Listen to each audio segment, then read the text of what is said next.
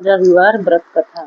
पूर्व काल में एक बुढ़िया स्त्री थी जिसने यह नियम कर लिया था कि वह प्रत्येक रविवार को प्रातःकाल उठकर स्नान आदि से निवृत्त हो अपने घर को गाय के गोबर से लीप दिया करती थी और सारा दिन सूर्य भगवान के ध्यान में लगी रहती थी। वह दोपहर के पश्चात भोजन फलाहार या सविधि अन्न का मधुर पाक तैयार कर भगवान का भोग लगाकर सूर्यास्त के पूर्व ही स्वयं ग्रहण कर लिया करती थी। इससे उसका घर सब प्रकार के धन धान्य से पूर्ण हो गया और कोई विघ्न तथा कष्ट नहीं आते थे।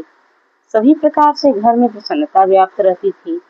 जब यों ही कुछ दिन व्यतीत हो गए तब उसकी वह पड़ोसिन जिसकी गौ का गोबर वह लाया करती थी, वह सोचने लगी, यह बुढ़िया शीघ्र कैसे धनी हो गई। अब तो इसके और ही ढंग हो रहे हैं। इसका क्या कारण है? उसने कहा, यह बुढ़िया सदैव मेरी गौ का गोबर उठा ले जाती है, अतः आज से मैं अपनी गौ को घर में बांधा करूंगी। वह गाय को घर में बांधने लगी। जब रविवार का दिन आया और बुढ़िया को गोबर न मिला तो वह बहुत उदास हो गई और उस रविवार को अपना घर न लीप सकी। न उसने पारण के लिए कुछ भोजन ही बनाया और न ठाकुर जी को भोग ही लगाया। सारा दिन उसने उपवास करके व्यतीत कर दिया। रात्रि होने पर वह भूखी प्यासी वैसे ही सो रही। रात्रि में भगवान ने उसे स्वप्न दिया और कारण पूछा। बुढ़िया ने गोबर न मिलने की बात कह सुनाई। भगवान ने कहा, माता तुम दुख न करो, मैं तुम्हें ऐसी गौ देता हूँ जिससे तुम्हारे सब मनोरथ पूर्ण होंगे। तुम जो रविवार के दिन गौ की गोबर से घर को लीप कर भोजन बनाकर मेरा भोग लगाती थी और फिर स्वयं भोजन करती थी, उसी से प्रसन्न होकर मैं तुम्हें यह वर देने आया हूँ। जो लोग रविवार के दिन ऐसा करते हैं मैं उन पर बहुत प्रसन्न होता हूँ। पूरे आत्माओं को वर देना तो मेरा कार्य ही है। अंधों को आंख देना, कोढ़ियों को काया, बाज को पुत्र देना और निर्धन को धन, फिर अंत में मुक्ति प्रदान करना तो मेरा मुख्य कार्य है। स्वप्न में उस वृद्धा को ऐसा वर देकर भगवान अंतर्ध्यान हो गए। जब प्रातःकाल बुढ़िया सोकर उठी तो क्या देखती है कि उसके घर के आंगन में बछड़े वाली एक अत्यंत सुंदर गाय बंधी है। बुढ़िया को स्वप्न का ध्यान आया। उसने समझा सब भगवान की माया है। चुपचाप उसने गौ को वहां से हटाकर घर के बाहर बांध दिया और वहीं पर उसके लिए नाद बना उसमें खाली फली भूसा आदि डाल दिया। गौ प्रेम से खाने लगी। यह देख उसकी पड़ोसियों का हृदय ईर्ष्या से जल गया और जब उसने यह देखा कि यह गौ तो सोने का गोबर करती है तब तो उसे और भी आश्चर्य हुआ। वह उसकी गौ का गोबर उठा ले गई और उसके स्थान पर अपनी गौ का गोबर रख गई। वह इसी प्रकार नृत्य करती रही और बुढ़िया को इसका कुछ भी न पता चला। इस पर भगवान ने सोचा, बेचारी बुढ़िया तो इस कुटिला पड़ोसियों द्वारा नित्य ठगी जा रही है, इसका क्या उपाय करें। फिर तो भगवान ने प्रबल आंधी चला दी जिससे नितांत अंधकार व्याप्त हो गया। तब अंधकार के भय से बुढ़िया ने अपनी गौ को घर के अंदर लाकर बांध दिया। जब रात्रि व्यतीत हो गई और बुढ़िया ने प्रातःकाल उठकर देखा तो गौ ने सोने का गोबर किया था।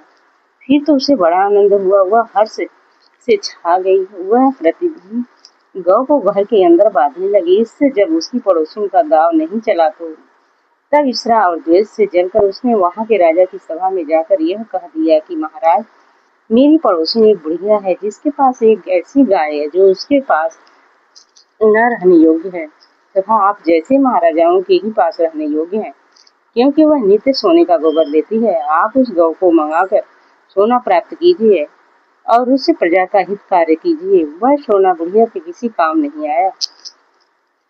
राजा ने अपनी सिपाहियों भेजकर उसकी गाय को मंगा लिया। जब वह गाय महल में आई तो उसकी सुंदरता को देखकर राजा प्रसन्न हुआ और उसे महल के अंदर बंधवा कर वहां रक्षक नियुक्त कर दिए तथा यह आज्ञा दे दी कि मेरी आज्ञा के बिना इसका गोबर कोई न उठाने पाए।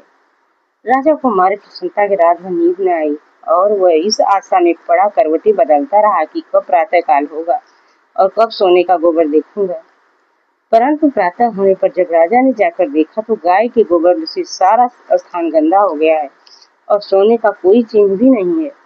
फिर तो राजा को बड़ा क्रोध हुआ। उसने सिपाहियों को भेजकर उस बुढ़िया को बुलवाया जिसकी वह गाय थी। बुढ़िया राजा की सभा में आई। राजा ने पूछा, माँ, मैंने सुना था कि तुम्हारी गौ सोने का गोबर देती है, इसलिए मैंने तुम्हारी गौ को मंगवाया। क्या यह सत्य है? किंतु यहाँ तो वह बात असत्य हुई। गौ ने सोने का गोबर नहीं दिया, उसका क्या कारण है, मुझे बताओ। बुढ़िया बोली, महाराज, मेरा यह नियम है कि प्रातःकाल उठकर नित्य क्रिया स्नान आदि से निवृत्त वो नित्य ही मैं अपने घर को गोबर से लीपती हूँ, फिर भोजन बनाकर भगवान को भोग लगाकर ही मैं प्रसाद पाती हूँ।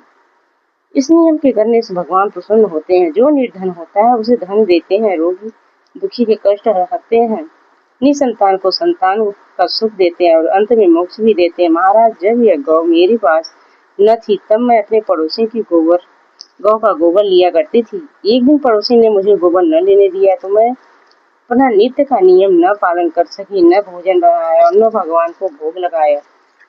तब यूं ही भूखी ही सो गई रही। तब भगवान ने मेरे इस कर्म से प्रसन्न होकर रात में स्वप्न देकर मुझे यह गौ दी।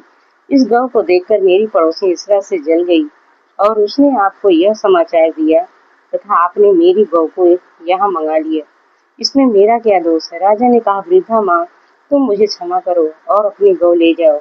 मैं तुम्हारी पड़ोसी को दंड दूंगा जिसने तुम्हारे धर्म कर्म को देखकर ऐसी इच्छा की है। फिर तो राजा ने स्वागत बुढ़िया की गौ को लौटा दिया। बुढ़िया गौ लेकर अपने घर आई। राजा ने उस पड़ोसी को बुलाकर उचित दंड और सारे नगर में इस नियम की घोषणा कर दी कि सब लोग रविवार का व्रत कर रहा करें तथा राजा स्वयं भी इस नियम का पालन करने लगे। धन्यवाद।